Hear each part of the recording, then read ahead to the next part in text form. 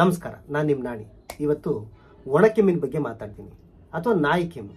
ಈ ನಾಯಿ ಕೆಮ್ಮು ಕೆಮ್ಮಿದ್ರೆ ತಡ್ಕೊಳಕ್ಕೆ ಆಗಲ್ಲ. ಅದರಲ್ಲೂ ರಾತ್ರಿ ಅಂತೂ ತುಂಬ ಕೆಮ್ತಾ ಇರ್ತಾರೆ. ಈ ಮಕ್ಕಳಲ್ಲಂತೂ ತುಂಬ ಕೆಮ್ಮಿರುತ್ತೆ. ಆ ಕೆಮ್ಮನ್ನು ಹೇಗೆ ಕಡಿಮೆ ಮಾಡೋದು ಗೊತ್ತಾ? ತುಂಬ ಸಿಂಪಲ್. ನೋಡಿ, ಈ ಜಾಗ, ಈ ಜಾಗ, ಈ ಜಾಗ ಮತ್ತು ಹಿಂದ್ಗಡೆಗೆ, ಈ ಮಧ್ಯದ ಬೆರಳು ಕೆಳಗಡೆಗೆ ಒತ್ತಾ ಇದ್ದರೆ ಹೀಗೆ ಹೀಗೆ ಹೀಗೆ ಮತ್ತು ಹೀಗೆ ಇದೇ ಥರ ಒತ್ತಾ ಇರಿ. ಹಾಗೆ ಇದನ್ನ ಈ ಥರ ಸೌರಿ ಕೊಡಿ. ಈ ಥರ ಸೌರಿ, ಈ ಥರ ಸೌರಿ, ಈ ಥರ ಸೌರಿ. ಇದು ವರ್ಮಾ ಪಾಯಿಂಟ್. ಹೀಗೆ ಒತ್ತು ಕೊಟ್ಟರೆ ಕೂಡಲೇ ಕೆಮ್ಮು ಕಡಿಮೆ ಆಗ್ತಾ ಹೋಗುತ್ತೆ. ಅಟ್ಲೀಸ್ಟ್ ಒಂದು 2-3 ದಿನ ಒತ್ತು ಕೊಡಿ. ಈ ಥರ ಗಂಟಲನ್ನ ಸೌರಿ ಕೊಡಿ.